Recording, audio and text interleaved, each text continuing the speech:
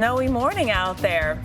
Welcome back, everyone. We are here with you through the mid-morning hours to get you ready for the big events in your neighborhood. The Weather Channel has you covered from coast to coast. Yeah, and we're going to be talking about, this snow moving from the Midwest. A little bit more as we go forward. Well, just speaking of overachieving, Minneapolis, we got to give you a nod this morning for your biggest snow of the season, 6.9 inches there. Yeah, I mean, we were calling for 1 to 3? 3 to 5. Yeah, like 3 to 5. But,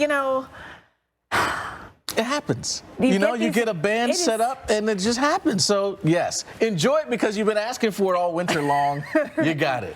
Yeah, snow is dominating today's big deal. And right now in the Midwest can be an interesting month. Now, in the South, looking at New Orleans, let the good times roll here today in New Orleans with partly sunny skies, temperatures in the upper 60s. Always a beautiful tower cam here. I love this tower camera.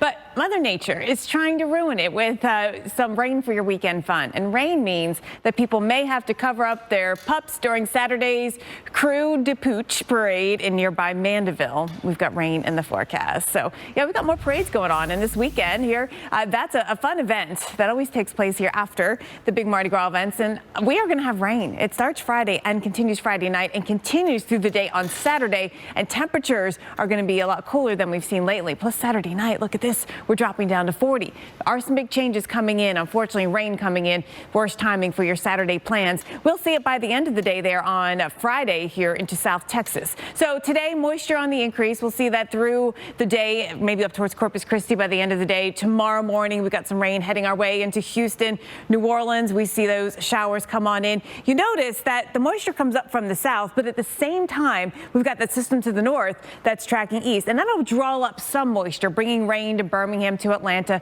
But a lot of the activity is going to be down here with the subtropical jet stream and the disturbance within it, and that brings us here a more decent chance of rain and heavy rain at that. Jacksonville, Tampa, Orlando. Saturday for you, Sunday, Fort Lauderdale, Miami, rain in your forecast here and a couple of inches. We've got even spots with 2 to 3 inches possible across Central Florida, 2 to 3 inches possible across South Texas. You notice, though, to the north, like in Mississippi and up towards Oxford and Huntsville and Alabama, it's lighter amounts of rain there. That system is just not going to draw up all the moisture. That's going to be down here in Florida. Lucky you this weekend here in Florida. You're going to have some warm weather. In fact, we could see some record highs on Saturday in South Florida first before the clouds and rain come in. But then the rain is heavy at time. And again, several inches of rain may lead to flooding. Got to watch all of the events, including the Daytona 500 and everything that goes along with that. And we've got that rainfall heavy at times in South Florida on Sunday leading into early Monday morning. Then it all does push off the coast. But until then, you got to watch out for that risk of flash flooding, Alex.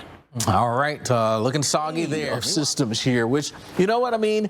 It's good news. We need it. The problem is just we get too much too quickly, and then you get into the mudslide issues, the flood issues, that kind of thing. And we're still not getting a lot of snow, which I'm going to talk about coming up, actually, more on that. Also, something else is missing along the Great Lakes this year, and that's ice. And wow. Excellent point there, Eddie. We don't need to discuss anymore because that's the crux of it. It's like, what are you going to do differently? Well, we're going to talk about that, though, actually. Here's some more discussion coming up. You can go to Threads, send us your comments, and share your pics and video with us using the hashtag YesTV. All right. Well, it was fun while it lasted. That. I understand why the call was made, but it's a complicated, It is. Well, it is complicated. And actually, the strength of hurricanes is complicated and the impacts. Yes. That's so good. Yes. Hurricanes over water are so different than they are when they interact with land and then move inland.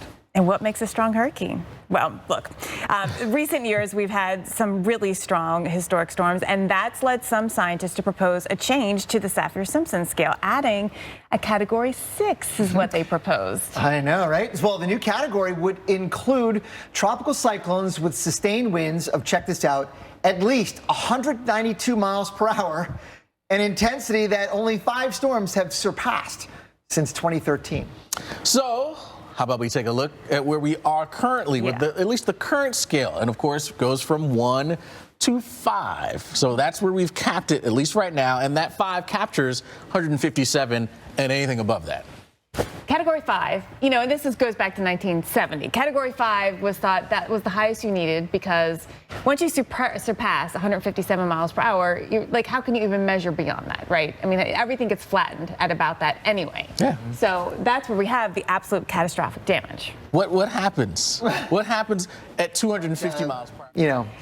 But The very fact that you brought up the categorization of Idalia, you know, we want accuracy in terms of how hurricanes are rated. And, you know, we have, I think, a lot of interest in this because it makes you think, do we need a Category 6 just for the pure wind, you know, analysis that goes on before, during, and after a hurricane? Well, our hurricane expert, former director of the National Hurricane Center, Dr. Rick Knabb, we asked him to share his thoughts on why the discussion has come about and if the suggestion is warranted.